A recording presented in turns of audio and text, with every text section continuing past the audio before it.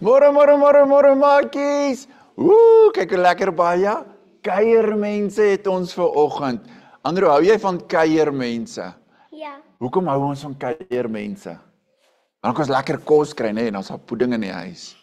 Kuiermense maak mense verskriklik opgewonde. En weet julle waaroor gaan vanoggend se storie? Kuiermense. Kan julle glo? In die Bybel by Eksodus 18 is ons mos besig met Moses, né? Moses het die volk uitgelei uit Egipte. Hulle is deur in die woestyn. Laasweek het ons daai geweldige groot oorlog gehad van die Amalekiete. Moses moes sy hande daar in die lug hou, onthou julle dit? Né? En nou gaan hulle in die woestyn tot daar waar die berg van Jahwe is. Dit is daar waar die brandende bos was. Onthou julle toe Jahwe vir Moses gesê het, trek uit jou skoene? Weet julle, toe Moses daar is saam met die volk, toe kry hy kuiermense. Julle kan nie glo nie, dis die spesiaalste kuiermense. Weet julle wie het vir hom kom kuier? Voordat hy Egipte toe was, wat hy gewerk? By Jethro se skape opgepas, né?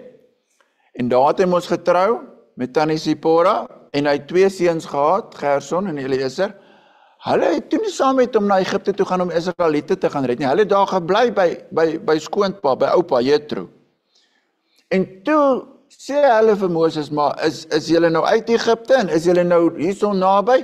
Ons kom vir julle kuier, ons kom terug. Dink net, Moses sien weer sy vrou en sy kinders en oupa Jethro kom saam. Almal van hulle. En daar kuier hulle. En Moses vertel vir oupa Jethro van die 10 plaae en van die water uit die rots en van die kwartels en die manna.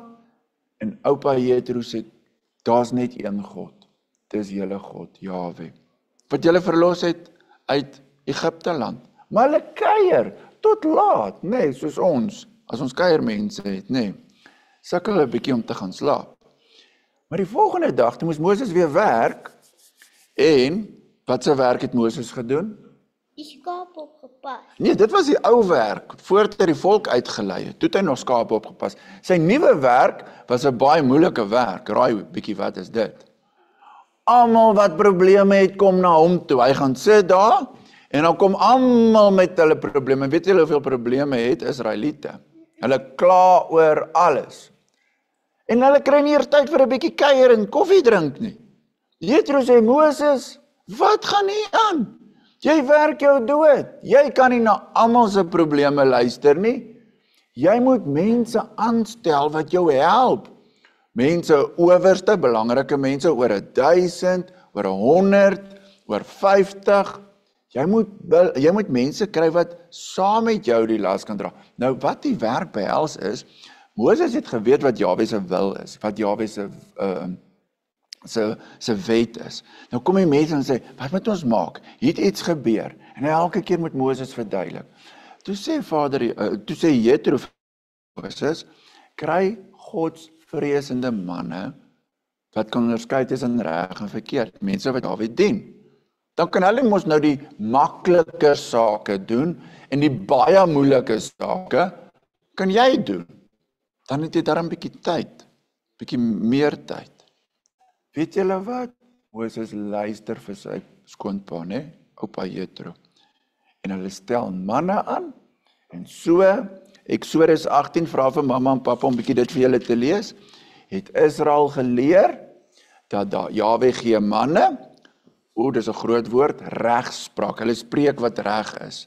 Hulle sê vir die mense, Jahwe se woord sê, dis wat ons moet doen. So as jy onseker is, gaan vra, maar jy moet nie regtig altyd na Moses toe gaan nie. Dit is soos die hoof se kantoor by die skool. Jy moet nie altyd hoof toe hardloop, jy gaan na die onderwysers toe, of gaan na die prefekte toe. Hulle moet mense aanstel wat kan help. En as hulle nie jou nie help nie, dan gaan jy na die volgende toe. So leer ons ook, as ons eendag vir ander mense wil help, dan moet ons leer wat sê Jahwe se woord.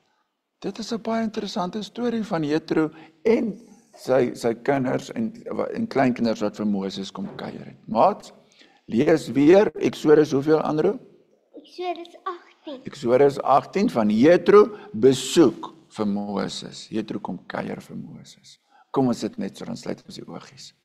Vader Jahwe, baie dankie vir u woord. Dankie dat u vir ons leer, ons moet doen wat reg is En as ons nie weet wat reg is nie, moet ons vra. Dankie dat u mense stuur, soos pappa en mamma, wat vir ons help om te leer wat reg is.